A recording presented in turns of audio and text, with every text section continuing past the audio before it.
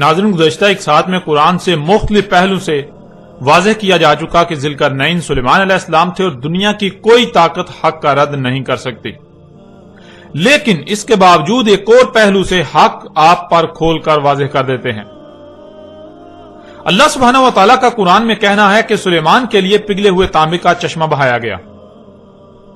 اب سوال یہ پیدا ہوتا ہے کہ اللہ نے قرآن میں سلیمان کے لیے تانبے کا چشمہ بہانے کا ذکر تو کیا،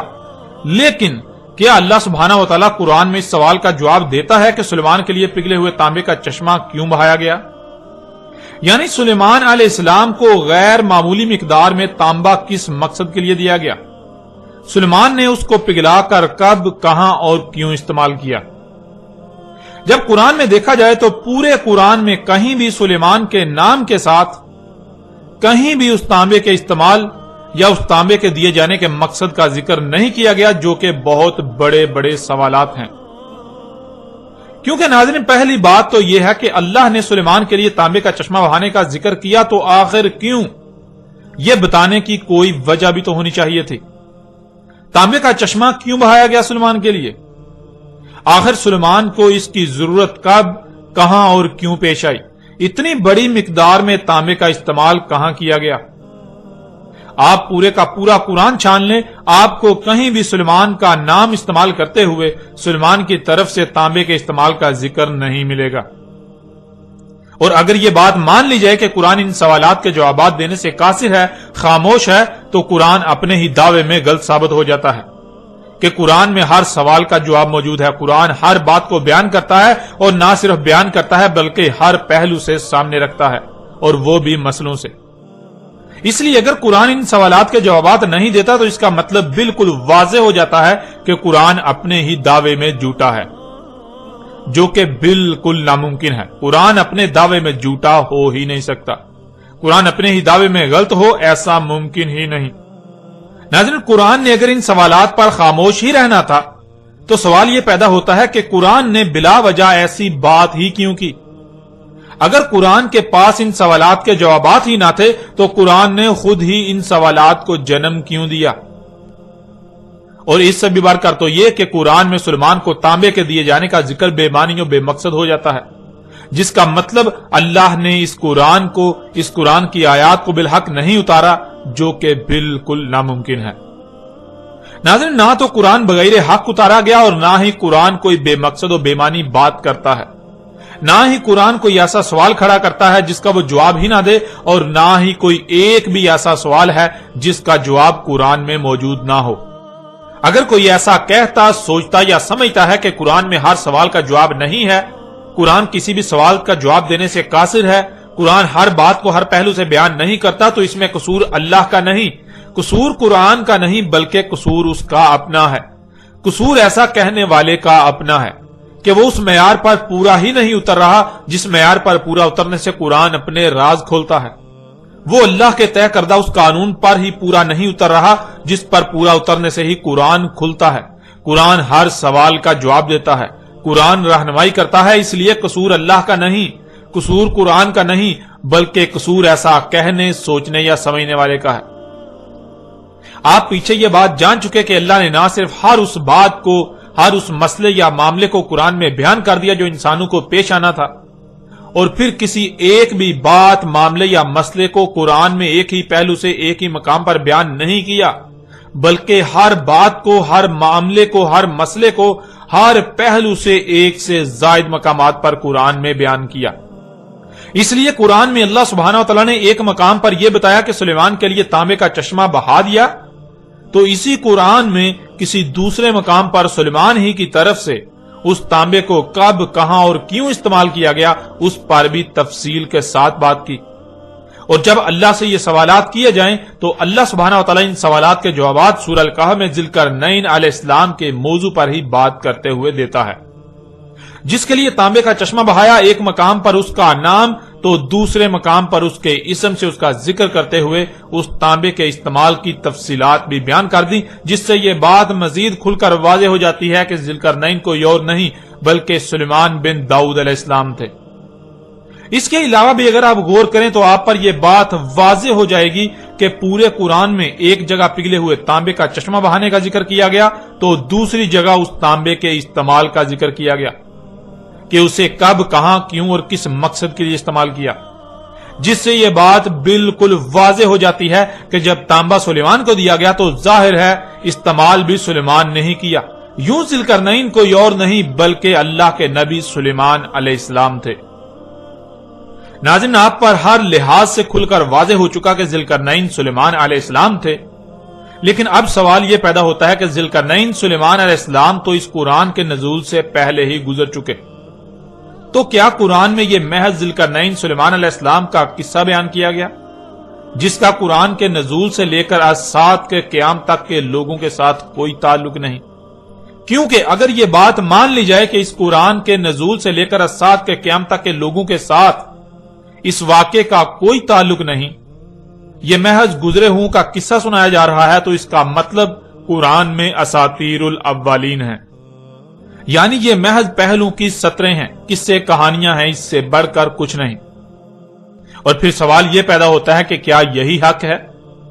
یا پھر حق اس کے بالکل برعکس کچھ اور ہے؟ اس قرآن میں قرآن کے نزول سے پہلے جو گزر چکے ان کا قرآن میں ذکر کیا جانا انتہائی اہمیت کا حامل ہے۔ اس سوال کا جواب جاننے کے لیے اللہ سبحانہ و تعالیٰ سے ہی رجوع کرتے ہیں کہ آیا اللہ سبحانہ و تعالیٰ نے اس قرآن میں ذوالقرنین کا واقعہ کیوں بیان کیا؟ آخر قرآن میں اس واقعے کا ذکر کرنے کا مقصد کیا تھا؟ آخر قرآن میں ان لوگوں کا ذکر کیوں کیا گیا، ان کے واقعات کیوں بیان کیے گئے جو اس قرآن کے نزول سے پہلے ہی گزر چکے تھے؟ تو ناظرین، اس سوال کا جواب اللہ سبحانہ وتعالی قرآن میں یوں دیتا ہے۔ سورہ زمر کی آیت نمبر 23 میں اللہ سبحانہ وتعالی کا کہنا ہے، اللہ نزل احسن الحدیث، اللہ نے اتاری احسن الحدیث، یعنی اللہ نے جو اتارا ہے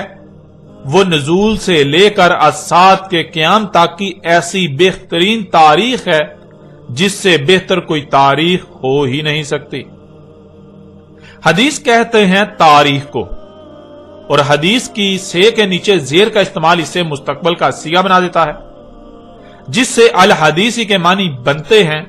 یہ قرآن اپنے نزول سے لے کر اسات کے قیام تک کی تاریخ ہے، یعنی اس قرآن میں جو کچھ بھی بیان کیا گیا وہ قرآن کے نزول سے لے کر اسات کے قیام تک جو کچھ بھی ہونا تھا وہ سب کا سب بیان کیا گیا۔ لیکن ناظرین، جب قرآن میں دیکھا جائے تو اس قرآن میں مستقبل کی بجائے زیادہ تر بات ماضی کی گئی، یعنی وہ جو اس قرآن کے نزول سے پہلے گزر چکے ان کا ذکر کیا گیا، جس سے یہ بات غلط ثابت ہو جاتی ہے کہ قرآن احسن الحدیث ہی ہے، یعنی یہ قرآن اپنے نزول سے لے کر اسات کے قیام تک کی احسن تاریخ ہے۔ لیکن ناظرین، جب قرآن میں دیکھا جائے تو اس قرآن میں مستقبل کی بجائے زیادہ تر بات ماضی کی گئی، یعنی وہ جو اس قرآن کے نزول سے پہلے ہی گزر چکے ان کا ذکر کیا گیا، ان کے واقعات سنائے گئے،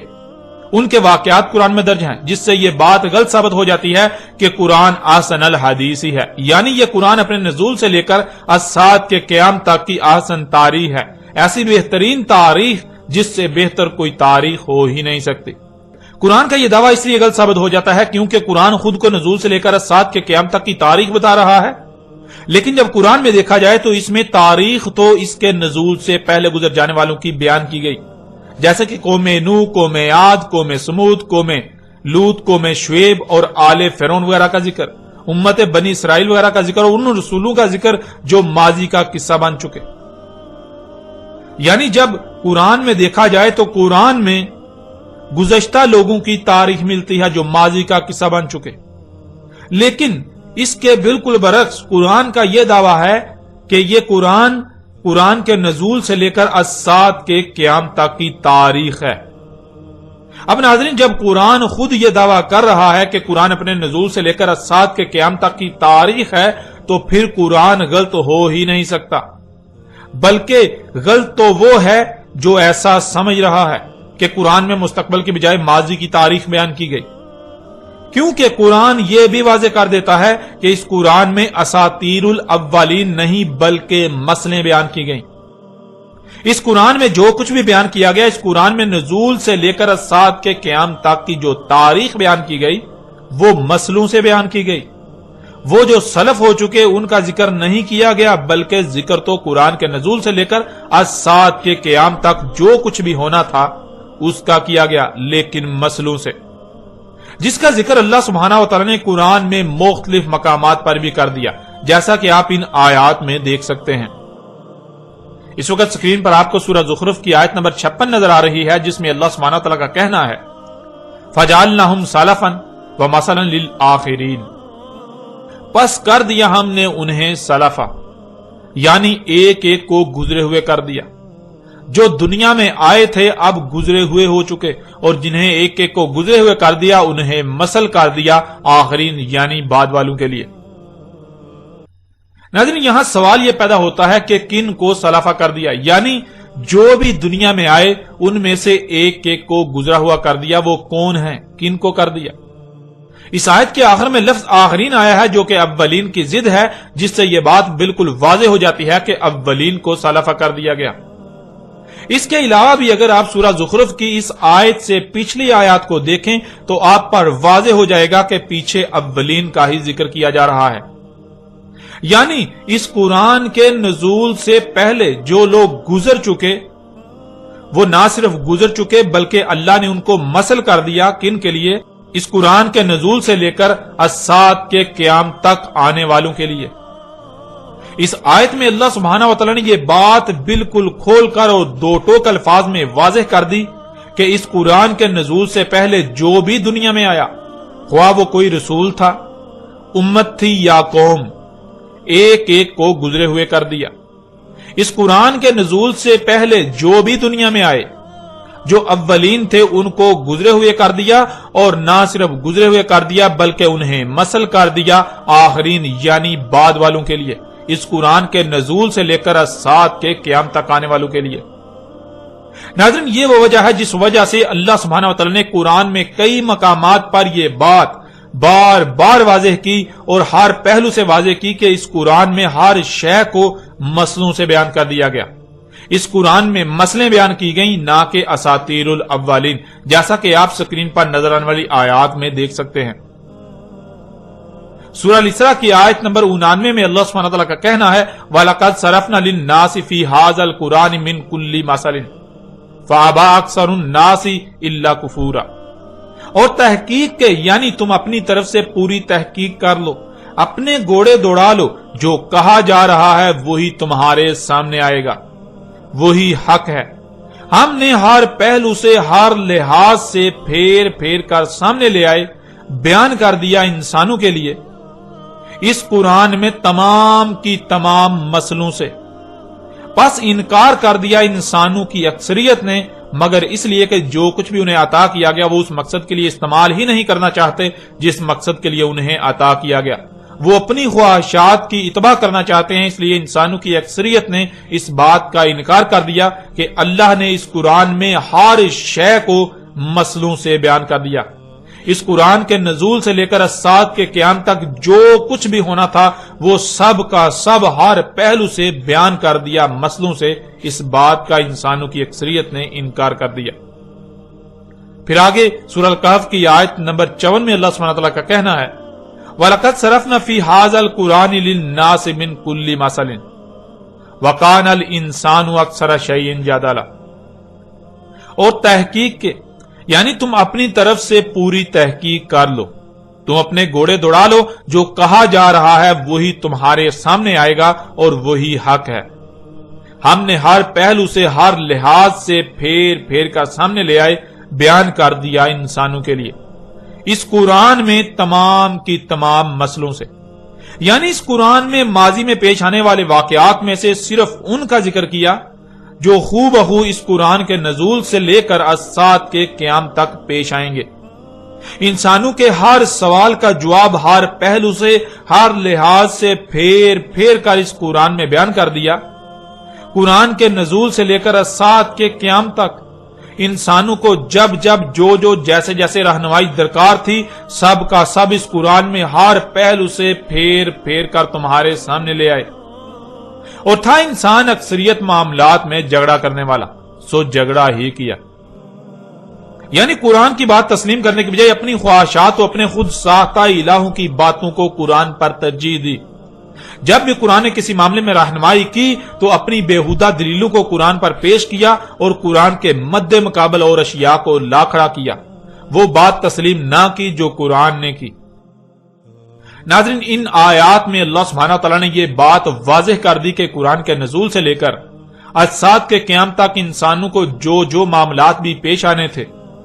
ان کے ہر سوال کا جواب اسی قرآن میں بیان کر دیا۔ نہ صرف بیان کر دیا بلکہ پھیر پھیر کر ہر پہلو سے مسئلوں کے ساتھ بیان کر دیا۔ یعنی اس قرآن کے نزول سے لے کر اجساد کے قیام تک جو کچھ بھی ہونا تھا یا ہونا ہے، اس سب کی تاریخ پہلے ہی لکھ دی اور مسئلوں سے لکھی گئی۔ مطلب یہ کہ آپ اس قرآن میں دیکھتے ہیں بار بار جگہ جگہ وہ لوگ جو گزر چکے ان کا ذکر آتا ہے، بہت سے واقعات کا ذکر آتا ہے جو ماضی میں ہو چکے، جس سے بظاہر ایسا لگتا ہے کہ قرآن گزرے ہوں کی کہانیاں سنا رہا ہے۔ قرآن ان لوگوں کے قصے سنا رہا ہے جو اس قرآن کے نزول سے پہلے ہی دنیا سے جا چکے، گزر چکے، لیکن وہ قصے کہانیاں نہیں ہیں، وہ اساطیر الاولین نہیں ہیں، بلکہ وہ سب کی سب مسئلے ہیں۔ ماضی میں جو کچھ بھی ہوا اس میں سے وہ اور ایسے بیان کیا جو آگے مستقبل میں ہونے والے واقعات کا احاطہ کرے۔ یعنی اس قرآن کے نزول سے لے کر اجساد کے قیام تک کی تاریخ اس طرح مسئلوں سے لکھی گئی جس سے نہ صرف ماضی کی تاریخ بھی آ جاتی ہے اور مستقبل میں کیا کچھ ہونا ہے اس کی تاریخ بھی بن جاتی ہے۔ جہاں امت بنی اسرائیل کا ذکر کیا جا رہا ہے تو اگر اس سے مراد یہ لے لیا جائے کہ یہاں بنی اسرائیل کا ذکر کیا جا رہا ہے تو پھر جان لیں بنی اسرائیل تو گزر چکے، ماضی کا قصہ بن چکے۔ تو اس کا مطلب یہ ہوگا کہ قرآن بنی اسرائیل کی کہانی سنا رہا ہے، بنی اسرائیل کا واقعہ سنا رہا ہے۔ یوں قرآن میں بنی اسرائیل سے متعلق جو کچھ بھی آیا ہے وہ محض چند سطور کے علاوہ کچھ نہیں، جنہیں عربی میں اساطیر الاولین کہا جائے گا۔ لیکن قرآن خود یہ کہہ رہا ہے کہ اس قرآن میں اساطیر الاولین نہیں بلکہ مسئلے ہیں۔ مطلب اصل میں ذکر بنی اسرائیل کا نہیں بلکہ موجودہ امت کا کیا جا رہا ہے، لیکن مسئلوں سے۔ اس کے بہت سے فائدے ہیں، یعنی قرآن میں اس طرح بیان کرنے کے، اس طرح بات کرنے کے بہت سے فائدے ہیں۔ ایک تو یہ کہ اس طرح نہ صرف اصل مقصد مستقبل کی تاریخ بن گئی، دوسرا بنی اسرائیل یعنی ماضی کی تاریخ بھی لکھی گئی۔ تیسرا یہ کہ قرآن جو بار بار غور و فکر کا کہتا ہے، جو غور و فکر نہیں کریں گے وہ اسی کے ذریعے گمراہی کا شکار ہوں گے، وہ یہی سمجھیں گے کہ یہ بنی اسرائیل کی کہانی سنائی جا رہی ہے، یہ اساطیر الاولین ہیں، یہ جو اولین ہیں ان کی محض سطریں ہیں، اور جو غور و فکر کریں گے، جو غور و فکر کرنے والے ہیں وہ اس سے ہدایت پائیں گے، ان پر واضح ہو جائے گا کہ یہ اساطیر الاولین نہیں بلکہ مسئلے ہیں۔ قرآن میں جہاں جہاں گزشتہ لوگوں کا ذکر کیا گیا اصل میں وہاں ان کا ذکر نہیں بلکہ موجودہ لوگوں کا ذکر ہے، ان کی تاریخ لکھی گئی۔ اس قرآن کے نزول سے لے کر اجساد کے قیام تک جو کچھ بھی ہونا تھا اس سب کے سب کی تاریخ لکھ دی گئی مسئلوں سے۔ ناظرین، اللہ سبحانہ تعالیٰ نے اس قرآن میں حق اس قدر کھول کھول کر واضح کر دیا، لیکن افسوس کہ حق اس قدر واضح ہو جانے کے باوجود بھی آج تک خود کو مسلمان کہلوانے والے، خود کو اس قرآن کے اہل کہلوانے والے یہی کہتے، سمجھتے، لکھتے اور سناتے آئے کہ اس قرآن میں اساطیر الاولین ہیں، یعنی اس قرآن میں اس کے نزول سے پہلے کے لوگوں کے بارے میں جو کچھ بھی لکھا ہوا ہے وہ سب کے سب ان کے قصے و کہانیاں سنائی جا رہی ہیں، جن کا قرآن کے نزول سے لے کر اجساد کے قیام تک کے لوگوں کے ساتھ کوئی تعلق نہیں سوائے ان کو ان کی کہانیاں سنائے جانے کے۔ اور اسی بات کو اللہ سبحانہ و تعالی نے آج سے 14 صدیاں قبل ہی اس قرآن میں بھی آیات کی صورت میں اتار دیا تھا، یعنی یہ جو انسانوں نے کیا، یہ خود کو مسلمانوں والوں نے جو کیا، اس کی تاریخ بھی اللہ سبحانہ و تعالی نے آج سے 14 صدیاں قبل ہی اسی قرآن میں اتار دی تھی، جیسا کہ آپ سکرین پر آیات کو دیکھ رہے ہیں۔ سورہ القلم کی آیت نمبر 15 اور المطففین کی آیت نمبر 13 میں اللہ سبحانہ تعالیٰ کا کہنا ہے، اذا تتلی علیہ آیاتنا قال اساطیر الاولین، جب تلاوت کی جاتی ہیں اس پر ہماری آیات، یعنی جب انسان پر اللہ کے بھیجے ہوئے اللہ کے رسول کی طرف سے اللہ کی آیات تلاوت کی جاتی ہیں، اللہ کی آیات کو بیان کیا جاتا ہے، کھول کھول کر ترتیب کے ساتھ واضح کیا جاتا ہے، تو آگے سے انسان کا جواب یہ ہوتا ہے، انسان کہتا ہے اساطیر الاولین، یہ اساطیر الاولین ہے، یعنی یہ جو کچھ بھی قرآن میں گزشتہ لوگوں کے بارے میں آیا ہے یہ تو محض پہلو کی سطریں ہیں، اس سے بڑھ کر کچھ نہیں۔ یہ تو ان کے قصے، کہانیاں، ان کے واقعات سنائے جا رہے ہیں جن کا موجودہ انسانوں کے ساتھ کوئی تعلق نہیں۔ پیچھے آپ پر واضح کیا جا چکا کہ اساطیر الاولین اس طرح ثابت ہوتی ہیں جب یہ کہا جائے کہ یہ تو گزشتہ لوگوں کی بات کی جا رہی ہے جس کا ہمارے ساتھ کوئی تعلق نہیں، اور یہی موجودہ انسانوں کا کہنا ہے جو آج تک کہتے آئے اور کہہ رہے ہیں، جو قرآن پر ایمان رکھنے کے دعوے دار ہیں، اور مزید کیا کہتے ہیں یہ بھی اللہ سبحانہ وتعالی نے قرآن میں بیان کر دیا۔ لَقَدْ وُعِدْنَا هَٰذَا نَحْنُ وَآبَاؤُنَا مِن قَبْلُ إِنْ هَٰذَا إِلَّا أَسَاطِيرُ الْأَوَّلِينَ۔ تحقیق یعنی انسان کہہ رہے ہیں، انسانوں کا کہنا ہے کہ تم اپنی تحقیق کر لو، تمہارے سامنے یہی بات آئے گی، وعدہ ہے ہمارا، یہ ہم اور ہمارے آباء و اجداد اس سے پہلے نہیں ہے مگر یہ اساطیر الاولین، یعنی یہ ہمارا وعدہ ہے، تم اپنی تحقیق کر لو، تمہارے سامنے یہی آئے گا۔ ہم یعنی موجودہ وہ لوگ جو قرآن کی ترجمانی کے دعوے دار ہیں، جو علماء و مفسر ہیں، اور جو ہمارے آباء و اجداد یعنی جو ہم سے پہلے گزر چکے، جنہوں نے قرآن کی تفاسیر لکھی، تمہیں اس کے سوا اور کوئی بات نہیں ملے گی کہ یہ جو کچھ بھی ہے یہ محض ان کی سطریں یعنی محض قصے و کہانیاں ہیں جو قرآن کے نزول سے پہلے گزر چکے، یہ مسئلے نہیں ہیں، یہ اساطیر الاولین ہیں۔ اس طرح آپ اگلی آیت میں دیکھیں، وَإِذَا قِيلَ لَهُم مَاذَا أَنزَلَ رَبُّكُمْ قَالُوا أَسَاطِيرُ الْأَوَّلِينَ، اور جب کہا جاتا ہے ان کو کیا ہے جو اتارا تھا تمہارے رب نے، آگے سے جواب دے رہے ہیں اساطیر الاولین، یعنی جب ان کو یہ کہا جاتا ہے، ان سے یہ پوچھا جاتا ہے کہ بتاؤ اس قرآن میں اللہ نے کیا اتارا، یہ جو قوم نوح کے واقعات ہیں، یہ جو قوم عاد کے واقعات ہیں، یہ جو قوم سمود کے واقعات ہیں، یہ جو قوم شعیب، قوم لوط، آل فرعون وغیرہ کے واقعات ہیں، بنی اسرائیل کا ذکر کیا گیا،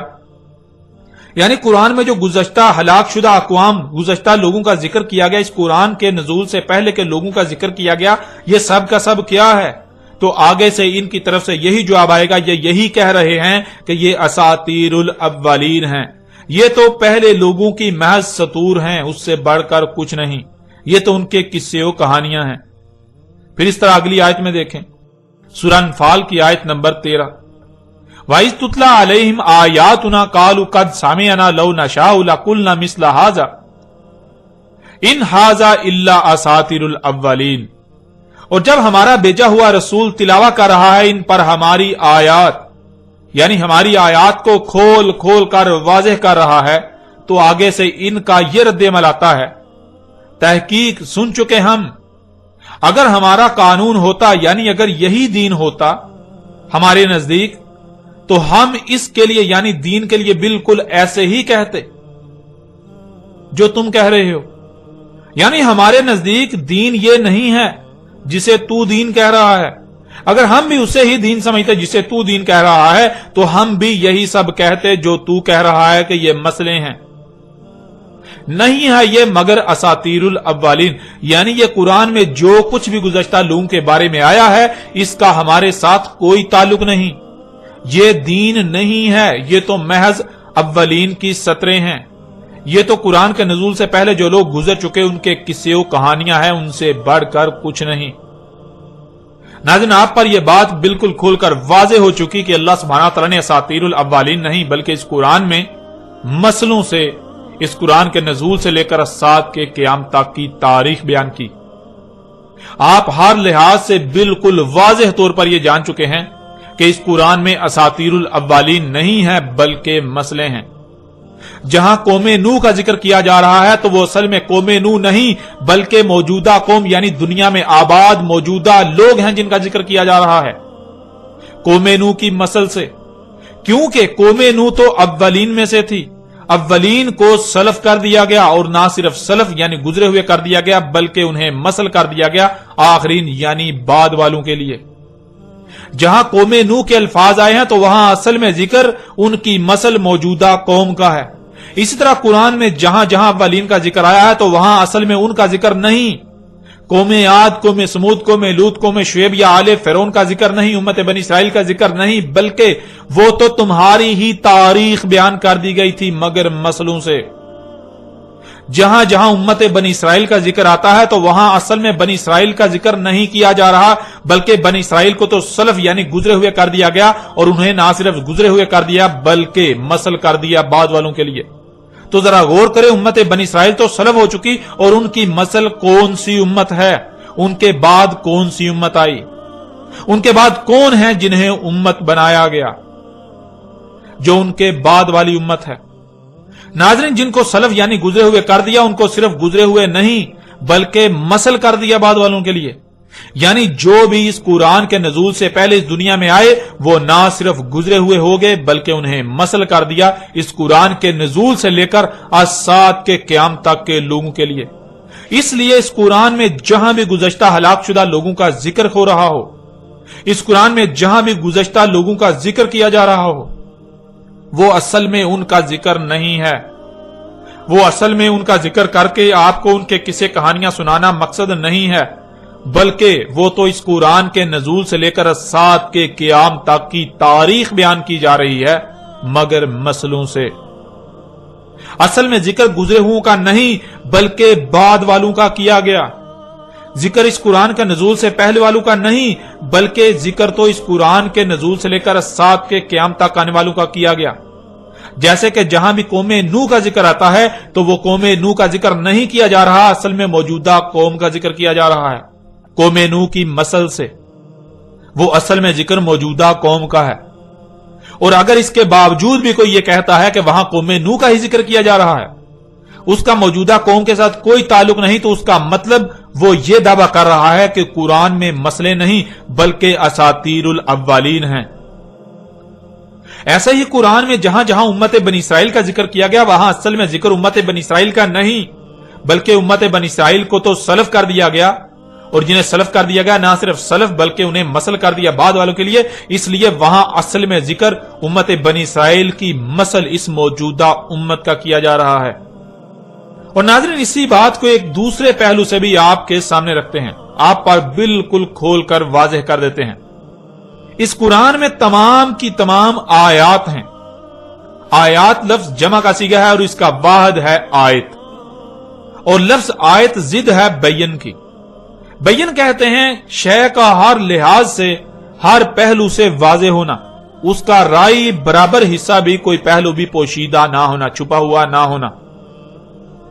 यानी किसी भी शय का जिसका जिक्र किया जा रहा है उसका हर पहलू से उसका अंग अंग बिल्कुल खुलम खुला सामने होना, वाज़ेह होना।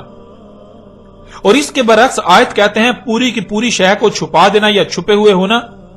और उसका छोटा सा हिस्सा, छोटा सा पहलू सामने होना जो आयत कहलाएगा,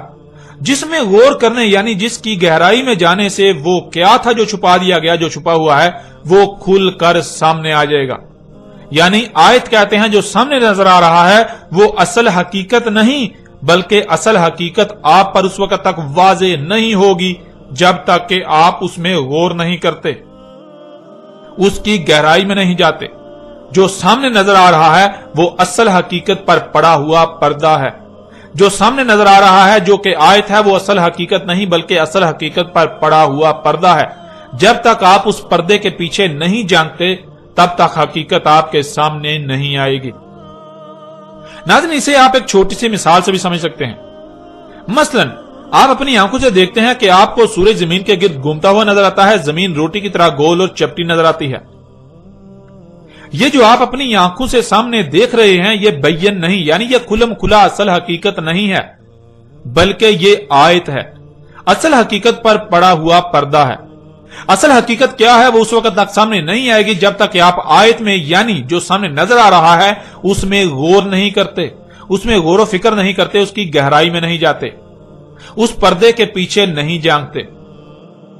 और असल हकीकत क्या है ये आज पूरी दुनिया पर वाज़ेह हो चुकी है कि सूरज के जमीन के गिर्द घूमने से नहीं बल्कि जमीन के सूरज के गिर्द अपने ही महवर पर घूमने से रात और दिन आ जा रहे हैं।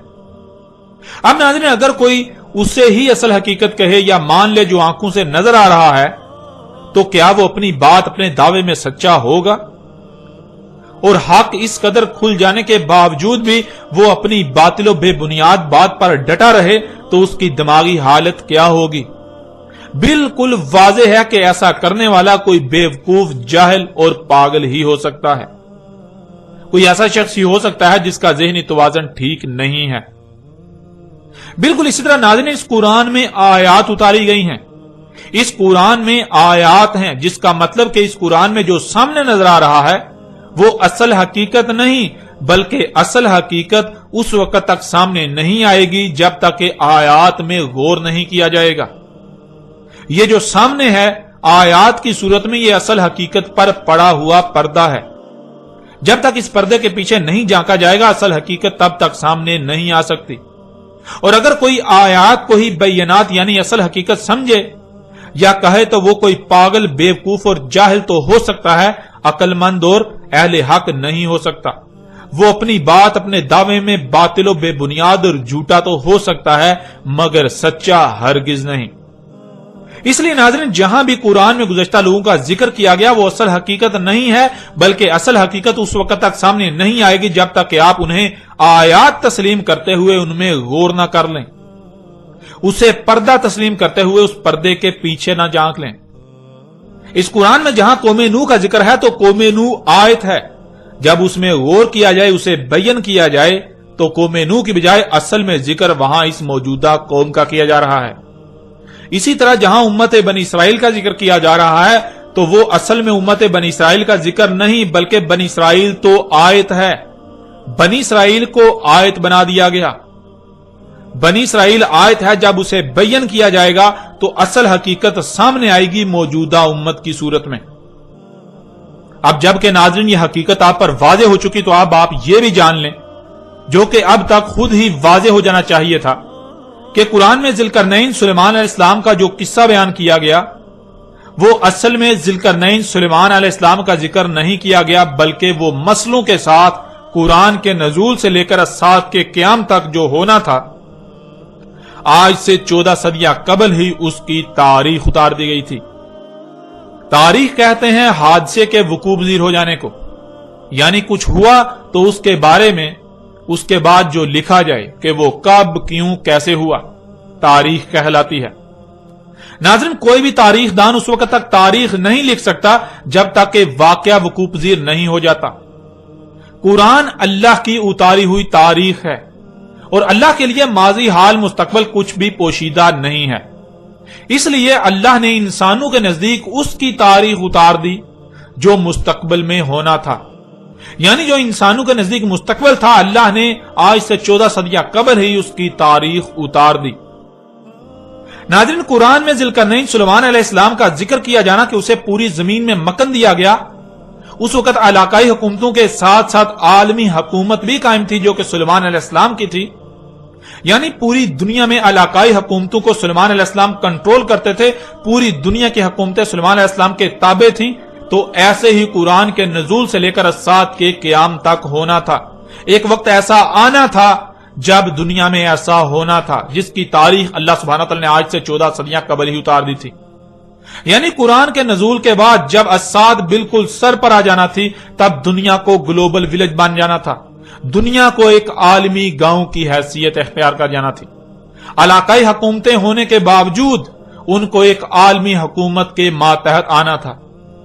ذوالقرنین سلیمان علیہ السلام کے پاس تیز ترین فضائی سفر کے اسباب ہوتے ہیں، جس سے زمین کے مغرب و مشرق کے سفر کیے جاتے ہیں، یعنی قرآن کے نزول سے لے کر الساعۃ کے قیام تک ایسا وقت آنا تھا جب انسانوں کو ایسے اسباب حاصل ہو جانا تھے جن سے وہ ہوا میں انتہائی تیز رفتاری سے زمین کے مغرب و مشرق کے سفر کریں گے۔ ذوالقرنین کا ایسے لوگوں سے کلام کرنا جو کہ کسی ایک بھی بات کو سمجھنے کی صلاحیت نہیں رکھتے، یہ قرآن کے نزول سے لے کر الساعۃ کے قیام تک ہونا تھا کہ انسانوں کے ایسے اسباب حاصل ہو جانا تھے جن سے آپس میں ایسی ایسی قوموں سے کلام کرنا تھا کہ جن کا ایک لفظ بھی سمجھنے کی صلاحیت نہ رکھتے ہوں۔ تماثیل بنانا تھی، یعنی وہ جو گزشتہ ہلاک شدہ اقوام نے خلق کیا تھا، بالکل وہی قرآن کے نزول سے لے کر الساعۃ کے قیام تک ایسا وقت آنا تھا کہ جب ایسا سب کچھ خلق کیا جانا تھا۔ تماثیل خلق کی جانی تھی، بلند و بانگ رواسیات خلق کرنا تھی، یعنی بلند و بانگ چوٹیاں جو کہ عمارتیں ہیں وہ خلق کرنا تھی، انتہائی تباہ کن اسلحہ خلق کرنا تھا، طرح طرح کے اسباب خلق کرنے تھے جو گزشتہ ہلاک شدہ اقوام نے خلق کیا تھا۔ ذوالقرنین نے مغرب کا سفر کیا، وہاں پہنچا جہاں خشکی ختم اور آگے سمندر ہی سمندر ہے، جہاں سے سورج گرم پانیوں میں ڈوبتا ہوا نظر آتا ہے۔ وہاں جو قوم تھی وہ دنیا میں فساد کی جڑ تھی، یعنی قرآن کے نزول سے لے کر سات کے قیام تک جب زمین میں فساد عظیم بپا ہونا تھا، ایسے اسباب وجود میں آ جانا تھے، ترقی کے نام پر فساد عظیم ہونا تھا، تب مغرب میں جہاں خشکی ختم اور وہاں سے سورج گرم پانیوں میں ڈوبتا ہوا نظر آتا ہے، وہاں جو قوم ہونا تھی، یعنی دنیا کے مغرب میں جہاں خشکی ختم ہوتی ہے تو آخری جو خشکی کا مقام ہے، وہاں جو قوم ہونا تھی، اس قوم نے زمین میں فساد کی بنیاد، فساد کی جڑ ہونا تھا۔ اور ذرا غور کریں، کیا آج ایسا ہوا؟ کیا آج ایسا ہو رہا ہے؟ کیا آج واقعتاً ایسے خطے میں ایسی قوم آباد ہے جو زمین میں فساد کی جڑ ہے، فساد کی بنیاد ہے، جہاں کے شیاطین زمین و آسمانوں میں فساد عظیم کر رہے ہیں؟ جب غور کریں تو ہاں، بالکل وہ خطہ آج موجود ہے جسے دنیا امریکہ کا نام دیتی ہے، اور امریکی قوم جو دنیا میں فساد کی جڑ ہے، فساد کی بنیاد ہے۔ اسی طرح ذوالقرنین کے مشرق کے سفر کا ذکر کیا گیا، وہاں ایسی قوم جب سورج طلوع ہوتا ہے تو سب سے پہلے اسی قوم پر طلوع ہوتا ہے، اس کے بعد باقی اقوام پر طلوع ہوتا ہے۔ اس قوم نے زمین میں فساد عظیم بپا کرنا تھا، اور آج وہ قوم موجود ہے جسے چینی اور جاپانی قوم کہا جاتا ہے۔ یہی وہ قوم ہے مشرق کی جانب کے جب سورج طلوع ہوتا ہے تو سب سے پہلے اسی قوم پر طلوع ہوتا ہے، اس کے بعد باقی اقوام پر طلوع ہوتا ہے۔ اسی طرح تیسرا سفر جو مغرب و مشرق کے درمیان تھا، وہاں جو خطہ ہے، اس خطے میں قرآن کے نزول سے لے کر سات کے قیام تک ایسی قوم نے آنا تھا جس نے زمین میں تباہی مچانا تھی، فساد کرنا تھا، لوگوں کے اموال لوٹنا تھے، اور وہ خطہ یورپ اور روس کا خطہ بنتا ہے۔ اور آج بالکل یہ قوم بھی فساد کر رہی ہے، پوری دنیا کے وسائل لوٹ رہی ہے۔ مغرب و مشرق میں جن اقوام کا ذکر کیا گیا، یہ موجودہ دور کی تاریخ بیان کی گئی تھی۔ قرآن کے نزول کے بعد جب اعظم فتنہ یعنی دجال کا ظہور ہونا تھا، اس کے پیچھے 3 اقوام کو ہونا تھا۔ ان میں سے ایک دنیا کے مغرب میں آباد امریکی قوم، دوسری دنیا کے مشرق میں آباد چینی اور جاپانی قوم، اور تیسری ان دونوں کے وسط میں آباد روسی اور یورپی قوم۔ یہ عظیم راز آج سے 14 صدیاں قبل ہی بیان کر دیے گئے تھے۔ اس وقت جو لوگ یہ سب کچھ کر رہے تھے ان کو قرآن میں یاجوج اور ماجوج کہا گیا۔ تو قرآن کے نزول سے لے کر سات کے قیام تک جب ایسا ہونا تھا تو ایسا کرنے والوں کو قرآن نے یاجوج اور ماجوج کہا۔ ناظرین، یہ عظیم خبریں آج سے 14 صدیاں قبل ہی دے دی گئیں، لیکن کسی کو اس قرآن میں کچھ بھی نظر نہ آیا۔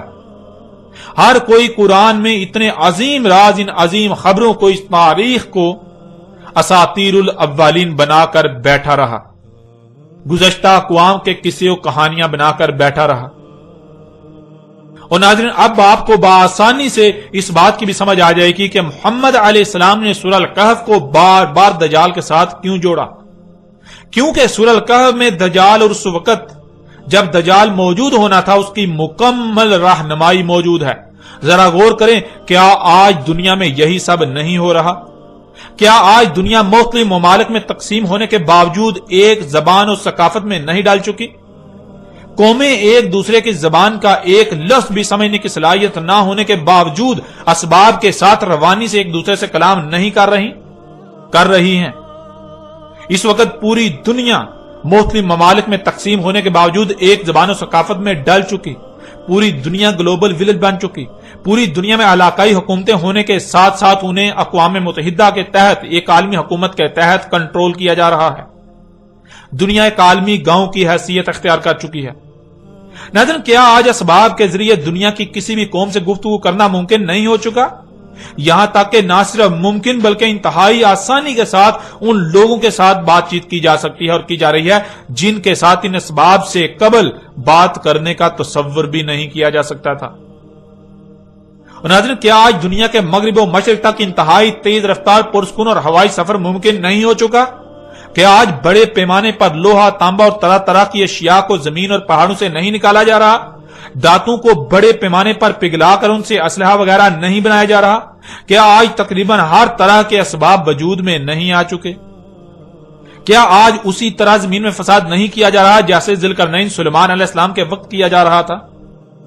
کیا جیسے اس وقت ہر کوئی دجال کے فتنے کا شکار تھا سوائے اس کے جس کی خالص اللہ نے اپنی طرف سے رہنمائی کی، اور اکثریت دجال کے فتنے کا شکار ہو کر اسے ترقی و خوشحالی کا نام دے رہی تھی، انسانیت کی خدمت قرار دے رہی تھی؟ آج بھی یہ سب وہی نہیں ہو رہا؟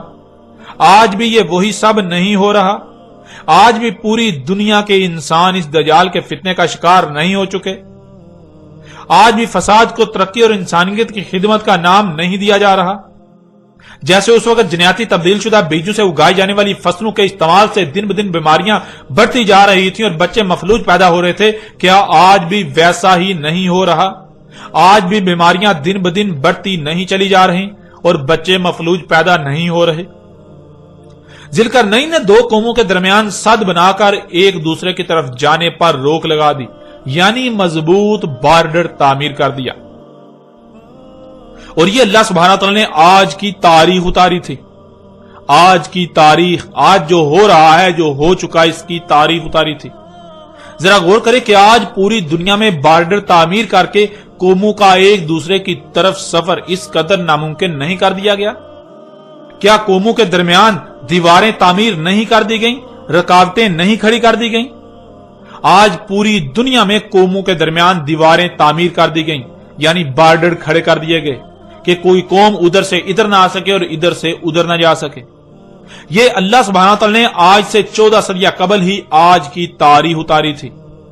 اللہ سبحانہ تعالیٰ نے قرآن میں مسلوں سے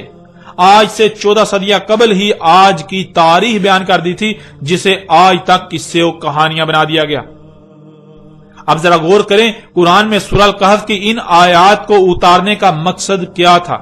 کیا یہ ذوالقرنین اور ان قوموں کی کہانی سنائی جا رہی ہے؟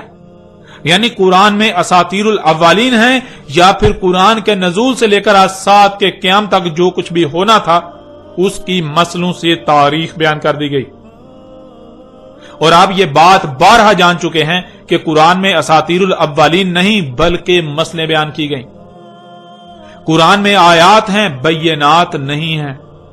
یعنی سورہ الکہف کی آیات میں جو سامنے نظر آ رہا ہے وہ اصل حقیقت نہیں، بلکہ اصل حقیقت تو اس کے پردے میں چھپا دی گئی، ان آیات کے پردے میں چھپا دی گئی۔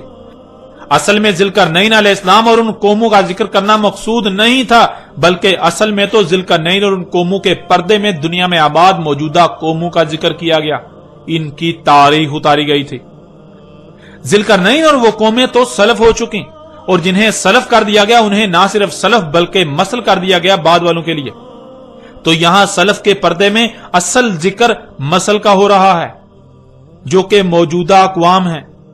ناظرین، اللہ سبحانہ و تعالی نے آج سے 14 صدیاں قبل ہی ان آیات کی صورت میں عظیم خبریں دے دی تھیں، آج کی مکمل تاریخ اتار دی تھی، لیکن خود کو اللہ کے نمائندے کہلوانے والوں نے، خود کو قرآن کے ترجمان کہلوانے والوں نے، خود کو علماء و مفسرین کہلوانے والوں نے کیا کیا، یہ حقیقت آپ کے سامنے ہے۔ ان لوگوں نے مسلوں کو اساطیر الاولین بنا دیا۔ ان لوگوں نے قرآن میں جو کچھ بھی یہ ذکر آیا، گزشتہ اقوام کا ذکر آیا، ان لوگوں نے ان کو مسلوں کے بجائے اساطیر الاولین بنا دیا۔ انہوں نے ان کو ان قوموں کے قصے و کہانیاں بنا دیا،